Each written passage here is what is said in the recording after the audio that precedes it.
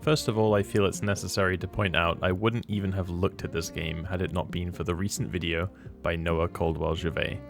This game ended up on my wishlist on the merit of its art style, at least, but I had no idea about the gameplay until I watched this video and decided I'd take the plunge and give it a go myself.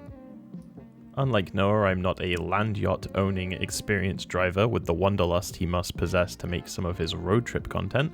Quite the opposite, actually. I escaped young British bingo by no longer living with my parents, but I am bang on average in being 26 years old with no driving license and about 10 hours of total driving experience. Look, I live about 2 minutes away from a supermarket, 15 minutes away from a train station, and I work from home, so I'm actually so much of a hermit I could probably just get a taxi from my house to anywhere I go in a given year, and it would still cost less than just taxing and insuring a car, let alone buying one. So it's safe to say careering around the Pacific Northwest in some souped up wheels, prying open car doors for scrap metal, doesn't come naturally to me. I am from a Northwest, but it's a little bit different here. Pacific Drive, developed by Ironwood Studios, is at its core a roguelite resource management game set in spooky Olympic Peninsula, Washington, in-game known as the Olympic Exclusion Zone.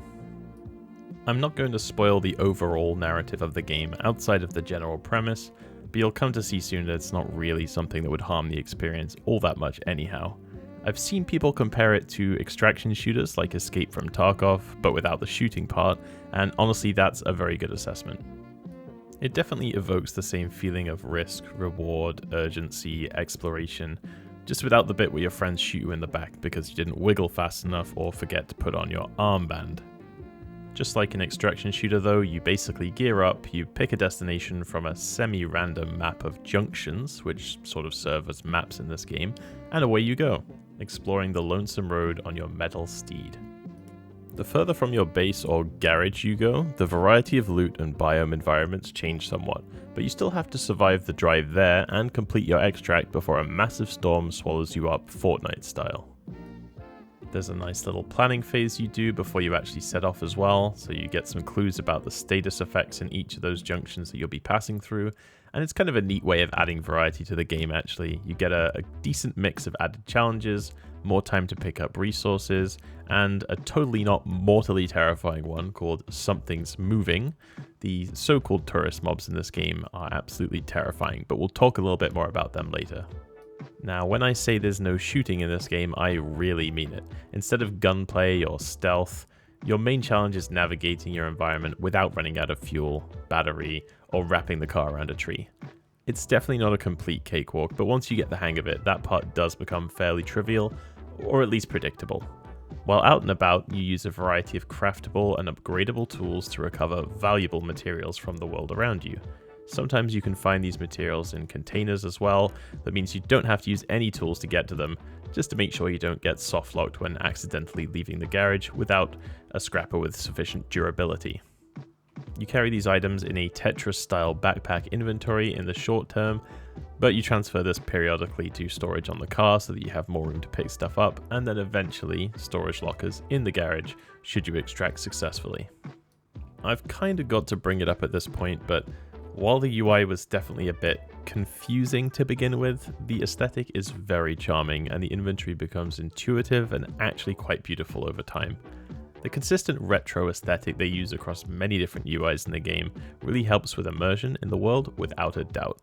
Overall though, the UI has a bit of a love it or hate it reputation. There's no shortage of people who want to see it completely overhauled and just as many who sing its praises, and honestly I can understand some of the hate. This was definitely one of those games where I was shift tabbing occasionally to see if I'd gone over Steam's 2-hour no refund mark yet. It did take some time to click, with what you could argue is an unnecessarily overcomplicated UI. Ultimately, like any game with complexity, you have to find a balance between holding new players' hands and allowing veteran players as a blank a slate as possible to customize their own preferences. Perhaps it could do with leaning a bit more towards new players than games with other similar concerns, like Factorio comes to mind. The Factorio UI is a bit confusing as a new player, but you're kind of expected to get used to it. You're gonna be there for like 1,000 hours. In comparison though, Pacific Drive is a rather tight narrative experience. HowLongToBeat.com puts the main story time at just over 20 hours, and the main plus extra time at just over 30. I usually pay attention to the main plus extra metric here because, unsurprisingly, the general audience of a website about how long it takes to beat a game usually beats games pretty quickly. The narrative side of this game is incredibly hands-off though, so you could definitely get triple-digit hours out of this game if you just like to explore, loot, extract, and pimp out your car to the max. Now, nothing I've said about this environment so far sounds particularly unique. If you want to drive around collecting scrap to strap onto your car, you can do that in the real world. Go crazy, nobody is going to stop you. But what complicates things here is that the entire environment is full of anomalies, the paranormal outcome of the government's nefarious science experiments. You learn more about these experiments throughout the game from a cast of researchers that are in communication with you via a one-way radio, which forms the game's narrative. I've got to say I'm a big fan of the way they did this. It's one of the best ways I've seen a game simultaneously immerse you in a world while dumping a ton of exposition on you. This is a difficult thing to achieve normally, and typically requires somehow putting the character who's supposed to exist in this world at the same level of knowledge as the player. So Disco Elysium might be another contender for pulling this off. They do it through the concept of alcohol-induced memory loss, but Pacific Drive's one-way radio does a good job too. I may not drive, but I know what a car is. I know what most of the everyday objects in the world are, and vaguely what they're made of for the purposes of the materials they might give me, and what purpose they might serve in my travels around the peninsula. But what I don't know is why occasionally my car has a mind of its own, and between the towering redwoods lingers a plethora of crash test dummies, Tesla coils, and reciprocating saws that are intent on killing me. And that's perfect, because my character is in exactly the same position. That gets us halfway there on the genius of this storytelling method. But just to tie up any loopholes like, wouldn't this person from the local area have heard of this government test facility? Or why hasn't the character just focused on getting the hell out of this mess and back to their day job? The radio in the car can only receive communication, not transmit. As such, you're completely reliant on the researchers' guidance and what they do or do not choose to explain to you. Sometimes this means they go overboard explaining basic concepts just in case, and other times they can neglect to notice something extremely weird about what they're saying, but you can't butt in and say, wait a minute, what do you mean Bigfoot is real? Importantly, you also never get to introduce yourself to them. The bond between you and the researchers is one purely built off trust. They trust that you will help them with their research to the best of your abilities, and you trust that they will consider your well-being and eventual safety while doing so. They don't even know your name, so they just refer to you as Driver. It's mostly for this reason that players' sense of bonding and interpersonal connection is directed less at the researchers and more towards, well, the car. The car, by having its literally random quirks like the horn sounding every time you brake, or the doors opening as soon as you shift into drive, gains a lot of character. It even has this cute little screen that seems to communicate with you. I love you too, car. That's not to say that the human characters don't have any touching moments, but they aren't really experiencing the world alongside you in the way that the car is. One of the specific character writing highlights I did actually appreciate in Pacific Drive was the presence of a gay relationship that was not played up for approval or exaggerated and in your face. It's just a matter-of-fact part of the story and part of the character's interpersonal dynamics.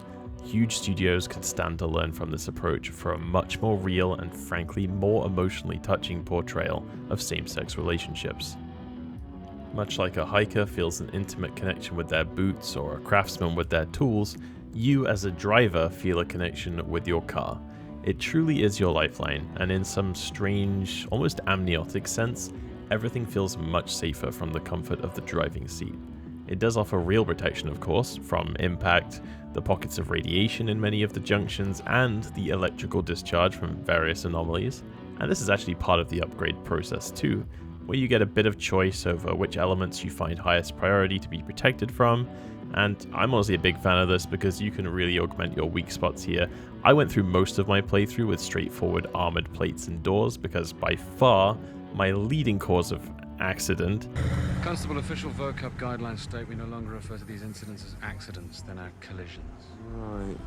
Was glancing at the map for just too long and ramming into a tree or a rock, while electrical or radiation damage I found much easier to avoid. It's through this kind of iterative upgrade that your car becomes even more personalized and meaningful to you.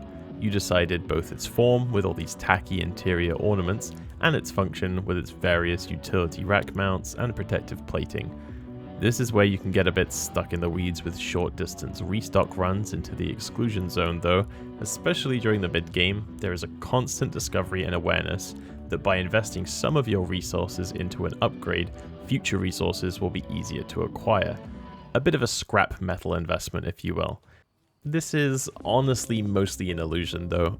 That didn't make it any less fun, but with the exception of a few key upgrades, most of your gradual ease in navigating the exclusion zone comes from you, the player, familiarizing yourself with the effects of each anomaly, getting better at driving the car, and all that stuff, rather than brute forcing your way through each challenge via an upgrade or a stat buff or anything like that. As well as the car customization, once you've unlocked the prerequisite crafting station, you can outfit your player character with protective clothing. It's presented a bit weirdly as this is not so much of a trade-off as a stacking benefit. You don't have to pick and choose which bonuses you're going for, unlike the car, you can just work your way through them all. The tools you use to harvest materials have several tiers of upgrades that you can invest in as well, although this is where I feel the effect may be somewhat overused. Progression is a fun part of this game, there is no doubt about that, so presumably the developers said, what could make it more fun? More progression, I hear you cry, but there is definitely a limit to this. The plasma scrapper is the one that jumped out at me most of all for this. Very early in the game, you're guided through getting a scrapper. It's a big circular saw looking thing you use to break down objects into their constituent components for crafting. Once an item is destroyed, all those components fall onto the floor in a big scrap metal and copper wire spaghetti, which are then picked up with your interact key, which in my case was E. I hate this. I had a big rant about Wolfenstein: The New Order recently when I was revisiting that title, for more or less the same reason. Inventory systems that require you to stare down into an item's hitbox and press a button are just the worst. Before long, you end up spamming the interact key while doing this sort of scanning pattern thing with your mouse, especially considering how much of this game happens in the dark. The plasma scrapper, something that's probably a good 10 to 20 hours into a casually paced playthrough of this game, automatically sucks up the items from the scrapped object upon its destruction into your inventory. Maybe it's just the way I interacted with items in, like, Doom 2016 that's ruined my perspective forever, but an item upgrade's benefit being the removal of a shitty mechanic isn't really what I'd call good progression. The same can be said for the handvac in its various tiers, which prevent you from needing to interact with containers as frequently. It sucks things up out of them and into your inventory again. It's basically the developers saying, we know this part is tedious and sucks really bad, so your reward is not having to do it anymore. Beyond the normal scrapper being frustrating in this way, it also encourages you to spend a significant amount of time looking down at the ground like a dog sniffing out its next thermosap, rather than looking up and appreciating the environment the developers have painstakingly designed for you.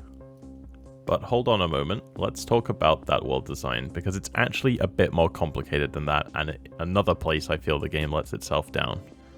While each junction or map instance that you arrive in is manually designed with its roads and terrain, the anomalies and lootables that adorn it are randomly generated each time you enter the junction. So on face value, this sounds like a cool way to keep maps from getting stale or predictable, but in reality, it's a bit of a mess. It's hard to know without seeing exactly how the developers coded these features, but it feels like the old randomness is not that random effect happening. We as humans generally perceive randomness as all these equidistant, somewhat uniform distributions, but real randomness isn't like that at all. So when you implement random placement of in-game assets, you can very often end up with some undesirable effects. Often anomalies can become so cramped together in some spots it becomes almost comical how often you need to swerve to avoid yet another barrel or fence in the middle of the road. Different anomalies pose different challenges to the player, and one way this is most obvious are the anomalies that make it challenging to exit the car and actually get scavenging. All it takes is a bundle of anomalies around a point of interest, and suddenly, stopping and scavenging is likely to be a net loss compared to the amount of damage your car is going to suffer sitting still amongst all that carnage. This can make runs feel very unrewarding, as it lacks the careful balance of risk-reward that can be manufactured with actually designing your levels at that granular level. I appreciate that technical limitations probably have a part to play in this, but that doesn't stop it being a significant drawback to the experience playing Pacific Drive. The developers know this too, because their storyline relevant junctions are clearly more handcrafted in order to achieve this level of risk, reward, tension, and cool factor that they had in mind when writing that part of the story. One of the biggest letdowns in Pacific Drive, caused by the way the anomalies and points of interest are laid out like this, is the driving. It's difficult to truly get into a flow state when you're crawling around the map at under 20 miles per hour, swerving around all the time.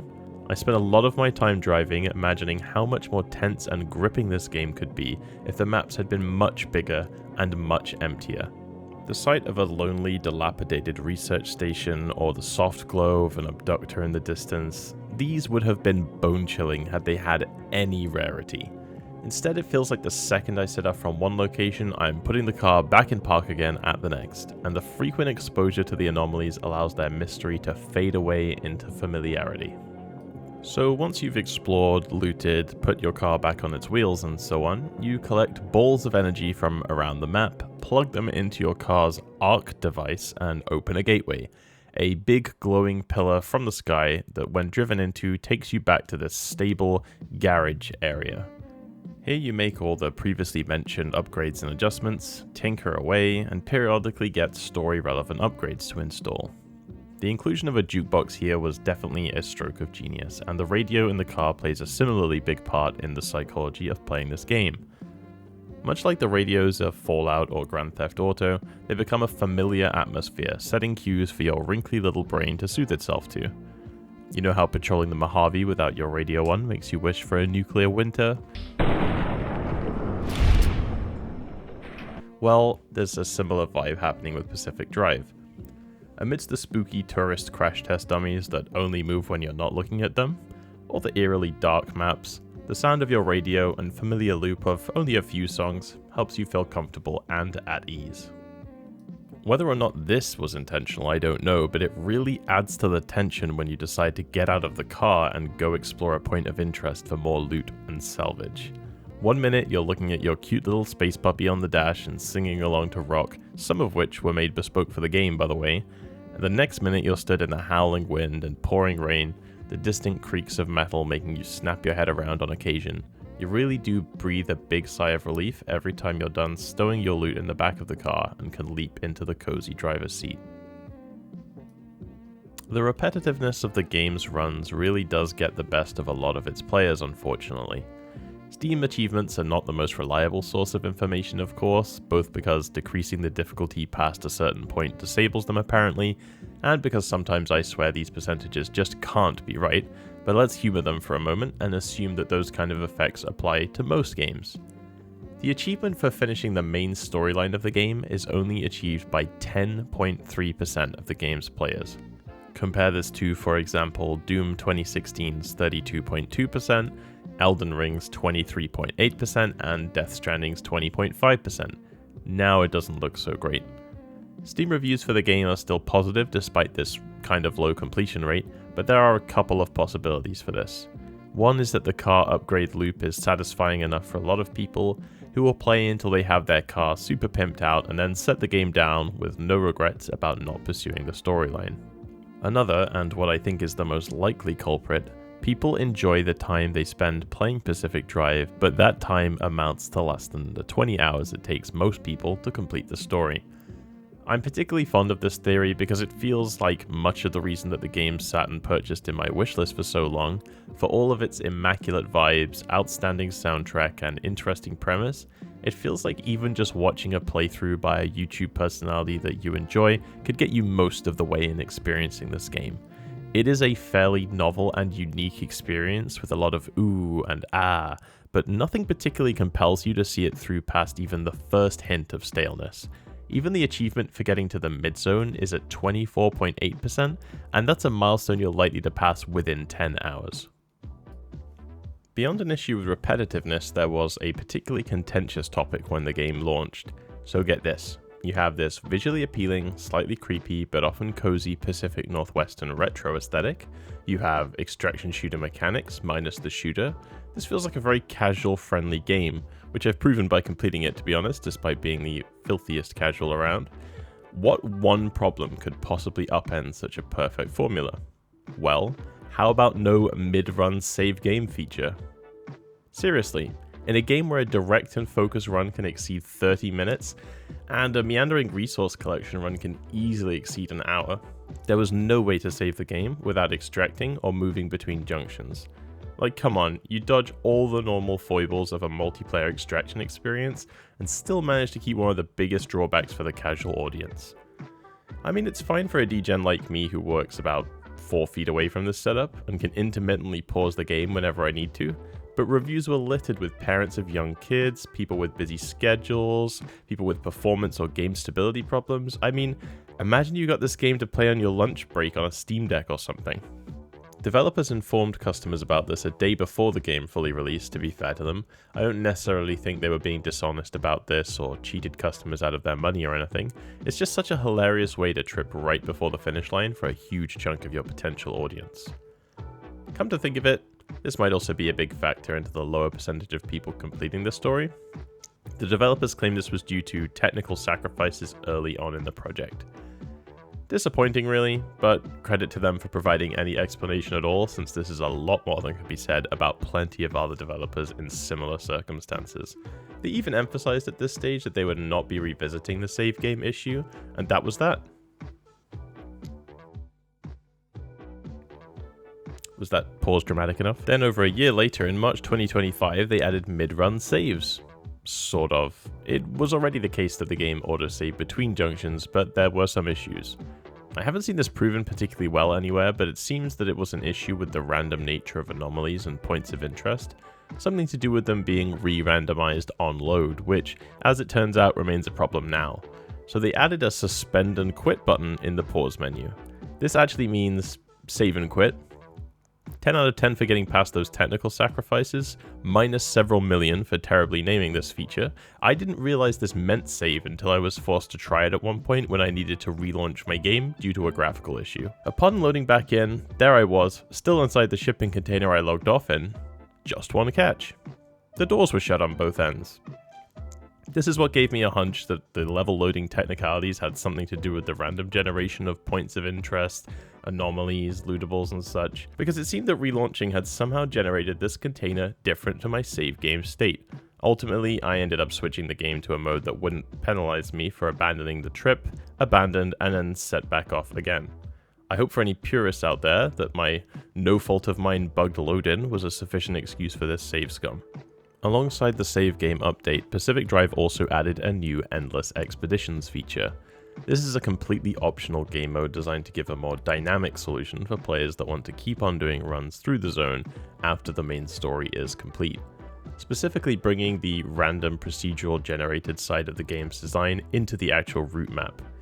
I respect the developers for adding this for what must be an extremely small group of superfans who would regularly engage with this endless mode. If around 10% of people have the patience to complete the story, the amount of people playing significantly beyond that is probably quite limited. The execution wasn't perfect in fairness. While the game does specify quite quickly that this content is optional, the objective marker guides you down the path of starting an expedition unless you specifically disobey it by putting the hard drive it gives you into the ZE tool in your garage and then taking it out again. It's introduced early enough in the game that I think a lot of players probably end up completing an expedition whether they want to or not, because they've not yet got to a point where they can discern which objectives are primary and which can just be ignored. Overall, Pacific Drive is a tough experience to recommend, but also so unique that it's difficult to write off as just another one of those games that you've already played some variation of.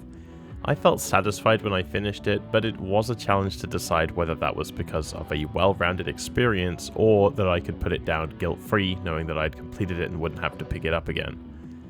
In a world where second screen content is becoming a popular concept, and this video probably fits into that category too, you should probably decide before playing Pacific Drive whether you're there for the immersion or the vibes.